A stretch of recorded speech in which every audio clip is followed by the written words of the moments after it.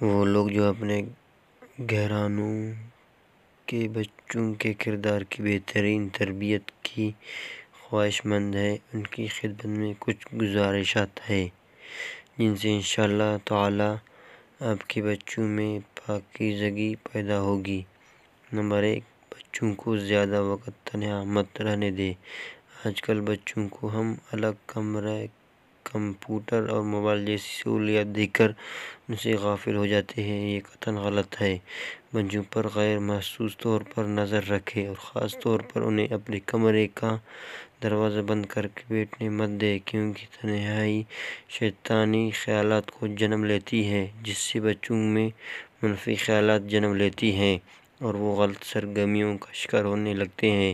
Number 2، بچوں کے دوستوں اور بچیوں کی سہیلیوں پہ خاص نظر رکھیں تاکہ آپ کے علم میں ہو کہ آپ کا بچہ یا بچی کا میل جول کس قسم کے لوگوں سے۔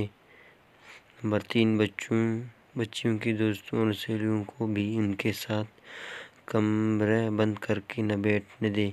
اگر آپ کا بچہ اپنے کمرے میں ہی بیٹھنے پر اصرار کرے تو کسی نہ کسی بہانے سے بے گائے چیک کرتے رہیں۔ نمبر 4، بچوں کو فارغ نہ رکھیں۔ فارغ ذہن کی دکان ہوتا ہے اور بچوں کا ذہن سلیٹ کی مانند صاف ہوتا ہے۔ بچپن ہی سے وہ عمر کے اس دور میں ہوتے ہیں جب ان کا ذہن اچھی یا بری ہر قسم کی چیز کا فوراً اثر قبول کرتا ہے۔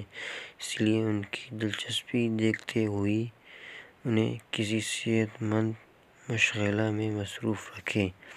ٹی وی وقت گزاری کا بہترین مشغلہ نہیں بلکہ سفلی خیالات جنم دینے کی مشین ہے، اور ویڈیو گیمز بچوں کو بے حس اور متشدد بناتی ہیں۔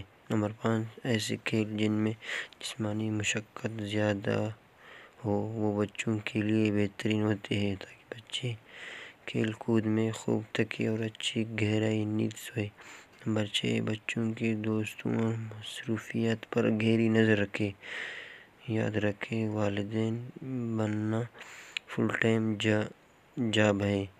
اللہ تعالیٰ نے آپ کو اولاد کی نعمت سے نواز کر ایک بھاری ذمہ داری بھی عائد کی ہے۔ نمبر 7، بچوں کو رزق کی کمی کے خوف سے پیدائش سے پہلے ہی ختم کر دینا ہی قتل کے زمرے میں نہیں آتا، بلکہ اولاد کی ناقص تربیت کر کے ان کو جہنم کا ایندھن بننے کے لیے بے لگام چھوڑ دینا بھی ان کے قتل کے برابر ہے۔